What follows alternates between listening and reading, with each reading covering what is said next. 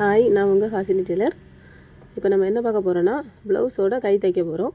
நார்மலாக ப்ளவுஸ் கை தைக்கும்போது லைனிங்கை வெளியே வச்சு அடித்து திருப்பி தையல் வெளியே திருகிற மாதிரி இப்போ எல்லோரும் தைக்கிறாங்க. அப்படி இல்லாமல் முன்னாடிலாம் ஹெம்மிங் பண்ணி தைப்போம். இப்போ அதுக்கெல்லாம் யாருக்குமே நேரம் இல்லை. அதனால் மிஷின் தையலே போடுறோம். மிஷின் தையல் போட்டாலும் ஹெம்மிங் பண்ணுற மாதிரி எப்படி அதை கொண்டு வரது அப்படிங்கிறது தான் பார்க்க போகிறோம். இப்போ நம்ம ஒரு ப்ளவுஸோட லைனிங்கையும் ப்ளவுஸ் துணியும் வச்சு கீழே ஒரு சின்னதாக அது 1/4 இன்ச்சுக்கும் குறைவாக ஒரு சின்ன மடிப்பு மடித்து தைச்சிக்கலாம்.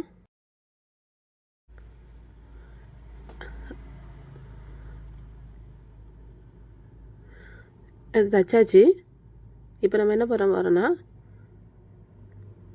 அதை இன்னும் ஒரு மடிப்பு மடிக்க போகிறோம். அதுக்காக மிஷினில் மேலே இந்த ஸ்க்ரீனில் தெரியுதுல்ல, இந்த மாதிரி மிஷினோட தையலை 5வது நம்பரில் ரொட்டேட் பண்ணிக்கலாம். அப்போ தான் பெரிய தையல் வரும். அப்போ நம்ம அந்த தையலை பிரிக்கணும்.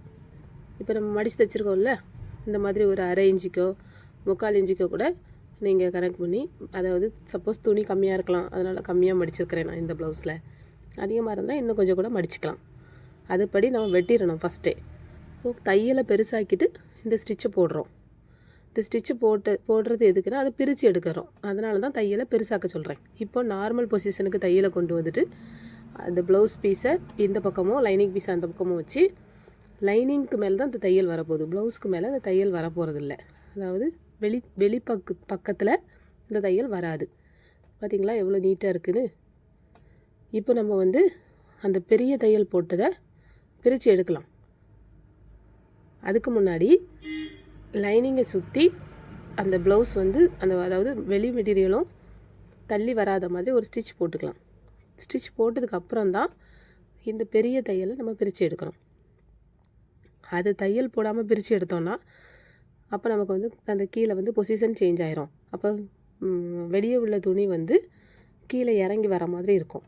ஸோ அந்த மாதிரி இல்லாமல் இப்படி தைச்சிங்கன்னா உங்களுக்கு ப்ளவுஸ் நீட்டாக இருக்கும், அழகாக இருக்கும். ஹெம்மிங் பண்ணுற மாதிரியே இருக்கும், ஆனால் ஹெம்மிங் பண்ண வேண்டாம். கையோட கீழே ஸ்டிச்சிங் வராது. நீங்கள் நிறைய பேரோட ப்ளவுஸ் பார்த்துருப்பீங்க, கையில் கீழே தையல் இருக்கும். ஒரு தையல் 2 தையல் அப்படின்னு சொல்லி. இப்போ லேஸ்லாம் வைக்கிறோம்னா நம்ம தையல் போட்டு தான் ஆகணும். மற்றபடி நார்மலாக லேஸே வைக்க வேண்டாம். அந்த மாதிரி ப்ளவுஸுகளுக்கு தையல் வெளியே தெரியாமல் தைக்கிறது தான் அழகாக இருக்கும். இந்த மாதிரி நீங்களும் தைச்சி பாருங்கள், உங்களுக்கும் பிடிக்கும். உங்கள் கஸ்டமருக்கு தைச்சி கொடுங்க. பிடிச்சிருந்தால் லைக் பண்ணுங்கள், ஷேர் பண்ணுங்கள், சப்ஸ்கிரைப்